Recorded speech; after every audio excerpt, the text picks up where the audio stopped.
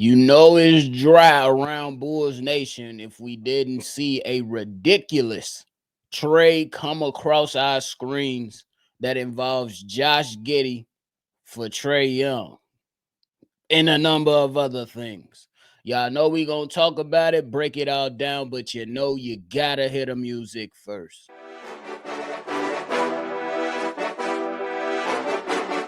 Cognac,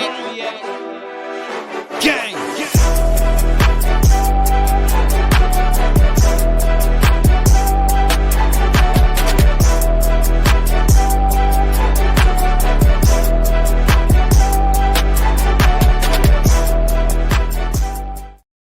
Shy Boys Podcast with the Cognac Boys. I'm Cognac Boy Bobby, and I'm holding it down on another daily episode, man. So if y'all tuned in, make sure you go ahead and hit that like button and subscribe to the channel. Hey, you know it's dry as ever if you come across a trade that you just flat out laugh at or you just flat out just say is ridiculous.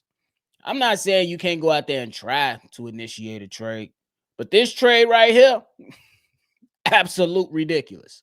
So the trade is coming from Pippen Ain't Easy. I like some of their stuff that they actually put out, but I think this was absolutely ridiculous. Not even gonna lie to you. And I know that we wondering what's gonna happen with Josh Giddey and his contract. Just recently, we seen that the Bulls made another offer, all that other stuff. But the trade for Josh Giddey for the Chicago Bulls to acquire Trae Young, it goes a little bit like this. The Chicago Bulls will trade for Trae Young. In return, the Chicago Bulls get Josh Giddey, Isaac Okoro, Zach Collins, and 3 first-round picks. I ain't even gonna lie to you. I ain't even gonna hold you. What we smoking? What we smoking? What we drinking? What we doing?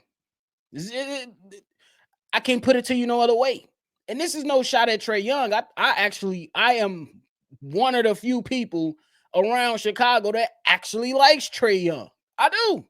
I think he got some game. I know he's a liability on the defensive side, and I believe that he's a really good offensive player.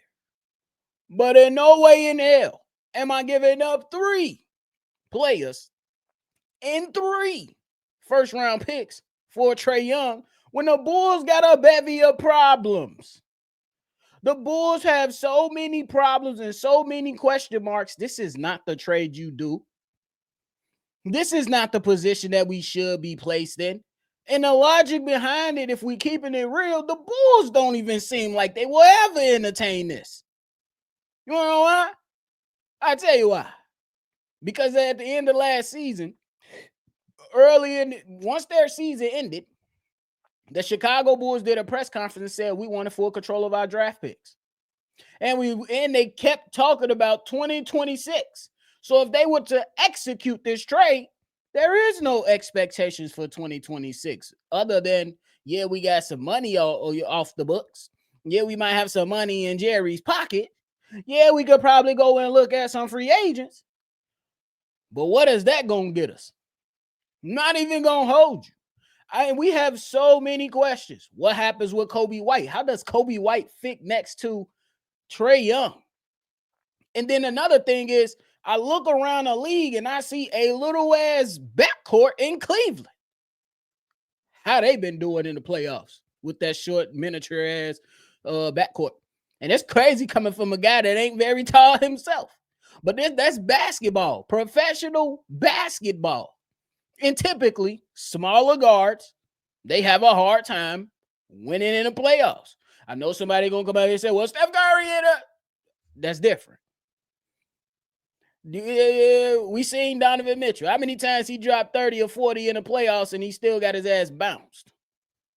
How hard has it been for Jalen Brunson in the playoffs? He been really good, huh? Been really good, huh? It was orange and blue skies until the Pacers came. Until the Pacers came. That's all I'm saying. I'm just trying to keep it a buck with y'all. This trade is so ridiculous, I might lose hell. And the lining already kind of fucked up. Not even gonna hold you. Get on now.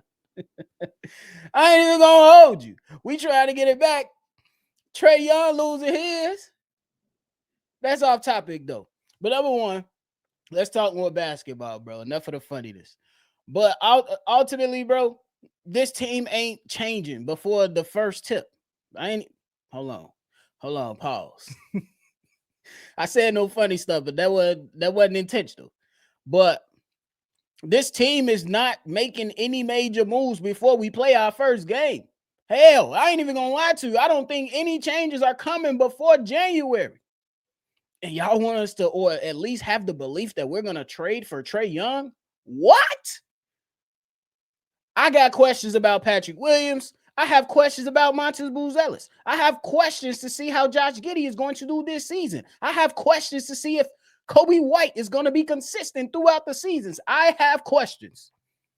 How does it Trae Young fit in with Nikola Vucevic? And if you're going to include a ridiculous trade, why is Nick Vooch still here? They driving me up a wall in Chicago. As y'all can see, I have not been stable. Y'all know me. I'm typically even keel with all the approaches. But Chicago sports, we're going through it. Not even going to lie to you.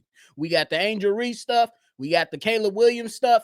Now we had the Josh Giddey stuff. We going through it. I'm not really an avid watcher of baseball, but I know the Cubs, they didn't fumble the first seed in their whatever the conference or league or whatever. See, I don't even know. But the White Sox are not very good, or at least that's what it looks like from the outside looking in. Some of my avid listeners check me on that. I don't even know about the Chicago Fire, but I ain't heard nothing. And what about my Blackhawks? I ain't heard nothing. Well, we unstable in Chicago, and Pippen ain't easy hit me with this? Why? Why? If you're going to throw out a trade, why is Nick Vooch not included? That's all I want to know. Why is not Nick Vooch included? And why give up 6 assets for Trae Young? And Trae Young, when we was in there, ice Trae in the game, he was cold. And I honestly believe that the Atlanta Hawks are going to be a lot better this season. Why would they do this? At least right now. Yes, I heard different things about contract negotiations, seen some rumors here and there saying that, hey, they might be looking to move off of them to try to revamp the entire team. But, bro, they all just made a bunch of moves in Atlanta. So why would they give up so easily on their season after they had a successful offseason, in my opinion? Why would the Chicago Bulls entertain this and you lose control when they want to keep control? And me personally, I've been saying it since the trade happened. You do not trade Josh Giddey straight up for Alex Caruso with the intentions of letting him go. That's why I don't understand why they still holding on with this damn contract negotiation. But that we're going to talk about that in a minute. So I don't understand it. It's ridiculous. At this particular moment, everything is ridiculous in Chicago right now. We thought New York was shitting on everybody. Chicago, they shitting on everybody. Everybody is getting crapped on in Chicago. It's crazy to me. It is so crazy to me right now.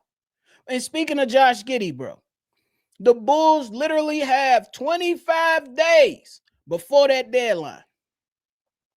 Before that deadline, and Josh Giddey say, to hell with y'all, I'm going to sign a qualifying offer, which I don't think he should do, me personally.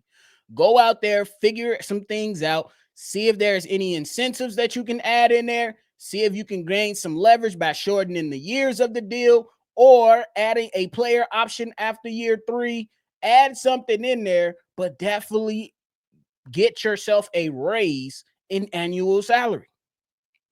Go out there and get yourself a raise in annual salary is what I'm trying to tell Josh Giddey. He ain't hear me though, but y'all get the point. Y'all get the point.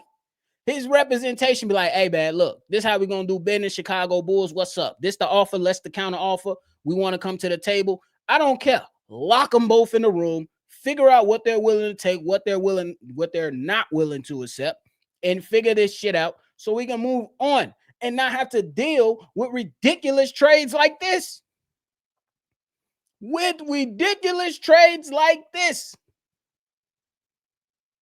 Seriously. And that's not to say that Trae Young is a bad basketball player, because I like him as a basketball player. I think he a good basketball player. He just won't fit over here. He just will have us in the same spot that we're in right now with a bunch of questions. It will be a bunch of questions still present with the Chicago Bulls. Let's work with our own problems. Let's work through our own questions so we can get some answers around this motherfucker. Please. So pimping ain't easy. Again, I like some of y'all content. I like some of the articles y'all do. But this is absolutely ridiculous. If you ask me, it's hell to the no, to the no. Hell no. We ain't doing this trade. But hey, y'all heard me. I've been on the road because these people in Chicago, they are being absolutely ridiculous right now around Chicago. And I'm not stable. I'm not stable with my Chicago sports. I'm good in life. I'm good in my personal life. But when it comes to my sports area, my sports world, the world that I love so much outside of God and family and my personal, in my own business, I am not steady and stable in this sports world right now in the city of Chicago. Literally. Yeah. So if you see a different type of Bobby moving forward, I'm just saying, bro, I can't take it no more. People got to get called out on their BS at this point. I just can't keep sitting back and letting these people just say anything. But I'm gonna stop rambling. I know I'm rambling now. So I'm gonna just go ahead and end it there and say this is ridiculous. But hey, that is it for me, y'all. I appreciate y'all for tuning in to another episode, man. Make sure before you get up out of here, you hit that like button and subscribe to the channel. We appreciate y'all over here, man. Make sure you always see red. And we say hell to the no to this Trae Young trade, because it's ridiculous. But in the meantime, in between time, I'm going to catch y'all on the next one for sure. Peace out, y'all. Cognac. Gang.